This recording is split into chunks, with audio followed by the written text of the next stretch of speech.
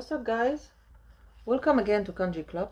Today we are going to talk about how to make a plan to study hiragana and katakana. And when you want to learn any skill, what are you gonna do?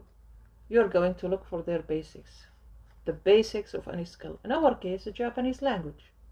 So normally you're gonna start by the alphabet, right?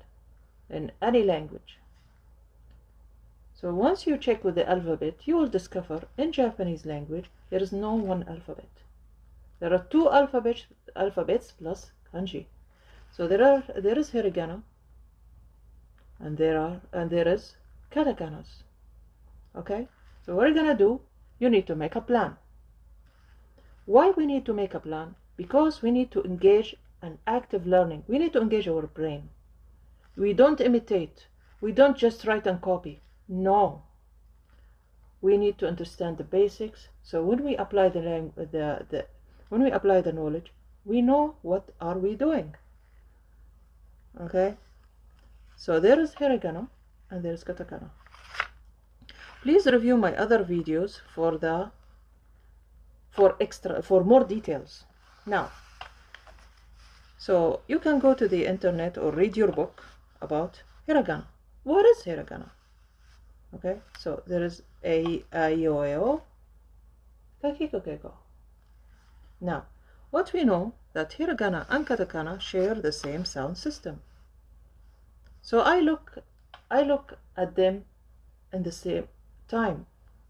I don't need to memorize them from the first day, but I need to understand what sound system they have.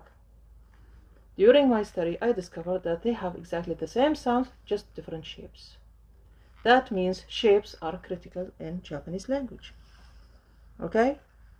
I like to study by comparison. So first, let's start by hiragana. First, I make this, what is this? I make this table. I write it down. I write it down by hands. Please go back to the old good habits. One of the best habits is to write by hand. It's very good for your memory. Not a problem. Bad handwriting now is not a problem. Just write it down. When you write it down, you engage your hand, you engage your vision, you engage your observation skills. And then say it out loud. What is this sound? Ah, this is E, this is... Okay, and keep going. Once you read it for a couple of times and you start to orient yourself to the shapes, what are you gonna do? You try to, yes, I like fill in a blank exercise. Don't underestimate the fill in a blank exercise. Why do I need that? It will make my mind engaging during my learning process. It's very important to engage your mind. How are you going to engage your mind? Engage your all senses. You write by your hand. You say it out loud, the sounds. And you try to figure out what looks similar to what. Like, for example, this gives the impression of a triangle. This gives the impression of a triangle. This is like a rectangle, and so on. Okay? I like to fill in blank because some of them are very similar to each other. For more information, please review my other videos. You will see that nu and me are almost similar.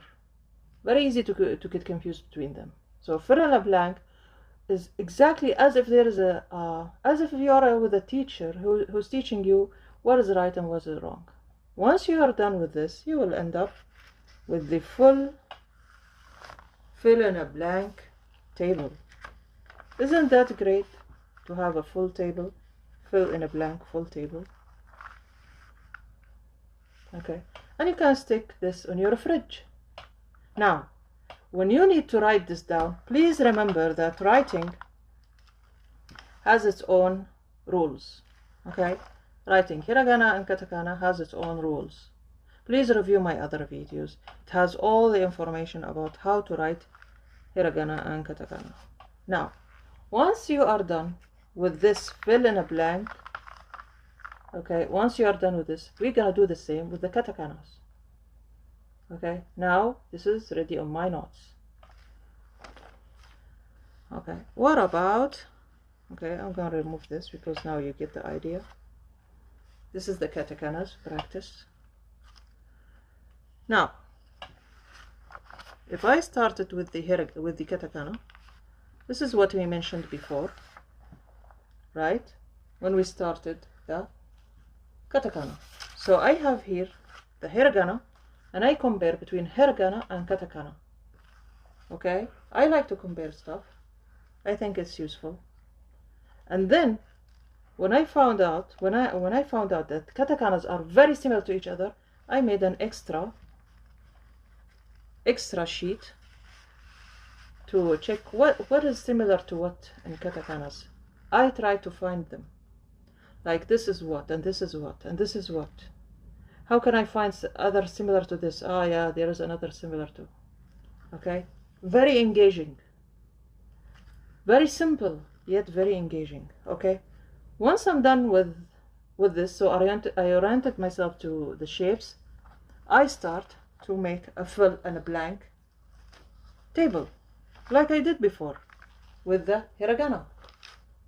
Okay, I did an hiragana, fill in a blank table, and now I'm doing the same with katakana, fill in a blank table. So now I'm missing this. I'm not done with this yet. Very, very useful. Very simple, very useful. So I can look any extra I can add here and there. Once I'm done with that, I can put it. I like my fridge. My fridge is my blackboard or my whiteboard. Okay, and then I like to write some words, like for example, gym. You know, katakana is for foreign words, so I like to play around with the, like gym. They call it jimo. Okay, this is gym.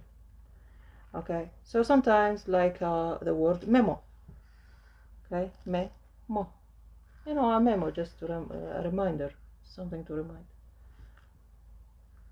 If you like these, you can also, I like, for example, to manage my time, so I make something like an octopus.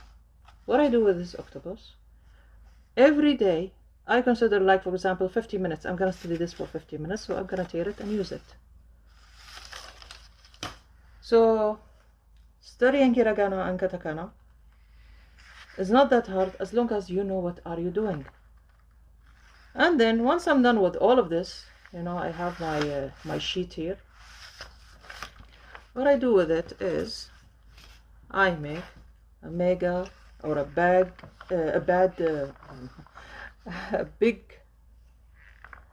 poster, especially the katakanas. Okay, the katakanas are really, really challenging. So I start by using color coding. So I start by making all the vowels in blue. Any color is fine. The first 3 in red, and then green, and then the last is in black. This is the way I organize it. So every time when I would like to remind myself of which is which, I will never mix the blue with the reds, because now in my mind the blue are the vowels. See how we are using the color coding? Anyway, guys, this was just a small plan, small suggestion, but it's really up to you. At least I'm proud, and I hope you are proud of your efforts to reach the best results in hiragana and katakana. Once you are able to reach that stage, you will be ready to start studying